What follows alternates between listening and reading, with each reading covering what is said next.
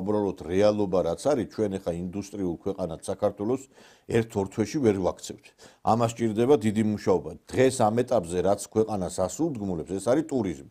მაგრამ ეს არ ნიშნავს, რომ ტურისტულობად ინდუსტრიაზე დარჩეს ქვეყანა რაღაც ტურისტული იყოს საქართველოს. უნდა განვითარდეს და ეს ტურისტული იმაზე რო არ ვიყოთ ჩამოკიდებული მხოლოდ ფენომენზე, ხო, მაშინ უნდა შეიქმნას ის, რომ ჩვენ უნდა დავამყაროთ ურთიერთობა რუსეთთან. რუსეთთან ურთიერთობის გარეშე საქართველოს ინდუსტრიული ვერ გახდება. ვერანაირი პროდუქცია, რომელსაც ჩვენ ვაწარმოებთ, ვერ გავა საქართველოს ფარგლებს გარეთ, იმიტომ რომ საქართველოს უკვე აირჩია ის გზა, რომ ჩვენ რუსული ბაზარი არ გვინდა, ევროპულზე უნდა გავიდეთო, მაგრამ ვნახეთ, რომ ევროპულ ბაზარზე არავინ არ შეგიშვებს შენ. აგერ ევროპელებს უჭირთ თვითონ, აი პოლონელებს ვერ შეაქვთ მაგათაც ის პროდუქტები, რაღაცა ლიმიტი აქვს. ევროპის ქვეყნები თვითონ ვერ ახორციელებენ ისეთ ბრუნვას, რაც მათ უნდათ, იმიტომ რომ ლიმიტირებულია ევროპული ბაზარი.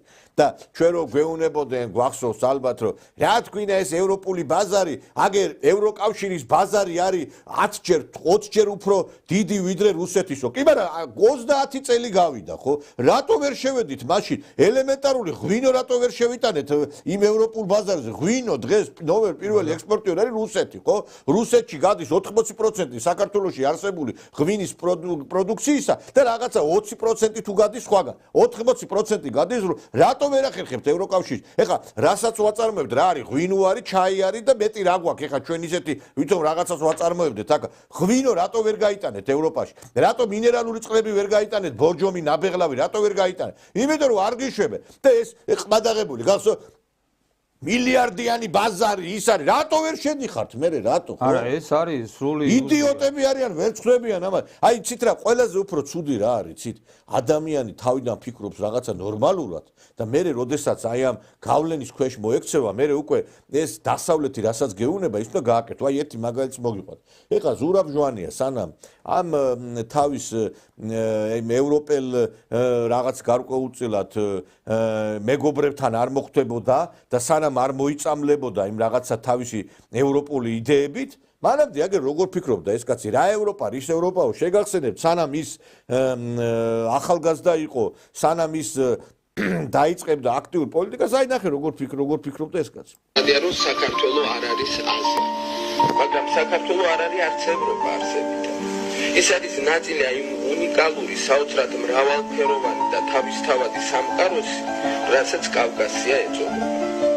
და სწორედ აი ამ მოძრაობის წამოწყება გულისხმობს აი ამ ორიენტაციის გაბატონებას საქართველოში. რომ ჩვენ დაუბრუნდეთ იმ ტრადიციულ ღირებულებებს, რომელიც ჰქონდათ ჩვენ წინაპრებს. ჩვენ დავიკავოთ ჩვენი ბუნებრივი ადგილი მსოფლიო ხალხთა თანასაზოგადოების სისტემაში. აი ეს პრობლემა, რა თქმა უნდა, კულტურული თვითმყოფადობის, ეროვნული თვითმყოფადობის შენარჩუნებისა, ალბათ ერთ-ერთ პირველ ადგილზე დგას თანამედროვე მსოფლიოში. ჩვენ დღეს იმდენად ვართ ჩართული, არსებითად ხელჩართულ ბრძოლაში ფიზიკური გადარჩენისათვის, რომ ამ ასპექტებს ჯერჯერობით ყურადღებას არ ვაქცევთ. მაგრამ ეს არის ძალიან სახიფათო მდგომარეობა ჩვენთვის. აი რა სიძახის ეხა ჟვანია, რომ ჩვენ ვართ პირველ რიგში კავკასიელები და ჩვენ უნდა ვიცოდეთ ჩვენი ადგილი. რა თქმა უნდა, ჩვენ ევროპასთანაც უნდა თანამშრომლობდეთ, მაგრამ ჩვენი ეროვნული იდენტობა და ჩვენ სად ვართ ეს არ უნდა დაგვავითეს. და მე ვეთანხმებით ამ ადამიანს, რომ ამ მის პათოში, მაგრამ გადის წლები და რადიკალურად სახეშეცვლილ განცხადებას აკეთებს, რომელიც გახდა მე შემდგომ აი ამ ადამიანების, რომლებიც ეხა რუსთაველზე დგანან, ეს გარკვეულწილად შემდგომში მათთვის რაღაცა იდეალად იქცა ეს ყველაფერი. აი მოусვიოთ. We are so happy and proud that my generation, our generation was privileged to announce in the hemicycle these very simple words. Me var kartveli, da mashasada me var Evropeli. I am Georgian and therefore I am European.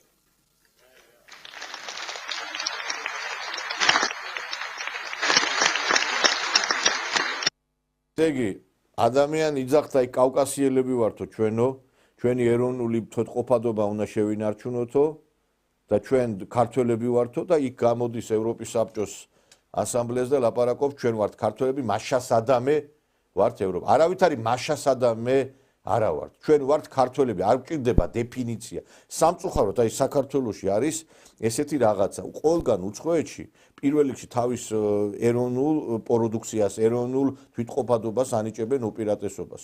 და ჩვენთან საუცხოოდ ითვლება აღმატებულად. გესმის? უცხო ითვლება აღმატებულად. და ყველგან უცხოეთში კაცო პირველი თავისი პროდუქტია, პირველი თავისი ქვეყანაა. ეხლა ლიბერალიზმმა შეიძლება იქაც რაღაცა სხვა ჭტილი მიაყენა ამ რაღაც პოზიციებს, მაგრამ ბიჭო, შედალოცილოდ ადრე თუ ამას ფიქრობდი, ეხლა იქ რო რაღაცა მიგიღო დივიდენდები, ეხლა გახდა მაშასადამე საქართველო. ყოველგვარი მაშასადამეს გარეშე ვართ ჩვენ. გორგოდ იქ გამოვიდა გიორგაძე, სხვათა შორის აი საკ პატენტის დირექტორი ახალგაზრდა ბიჭი და თქვა, აი განმარტა, არ გვჭირდება ჩვენ ეს არავითარი დეფინიციები და ვინმესთან მისადაგება. ჩვენ ვართ ერთი უნიკალურები და არც კავკასი, ჩვენ ვართ ქართველები და ჩვენი თუნა უამრავი რაღაც საამაყო გვაქვს. ჩვენ არ გვჭირდება არავისთან შერწყმა. ქართველები ვართ უნიკალურები და არ გვჭირდება, მაგრამ თანამშრომლობა და ურთიერთობა ეს ხო არის, არავინ არ გვიგზავნოს ამას, ხო? და ამიტომაც არის რომ ესე ქარის იმასავით რომ დაუბერავს ლერწამივით არ უნდა იხრებოდე ხან რო იძახდე რომ თვითყოფადობა შევინარჩუნოთ და კავკასიაში ვართ უნდა გავითვალისწინოთ და მე მაშასადამე ევროპელი არ უნდა იძახო.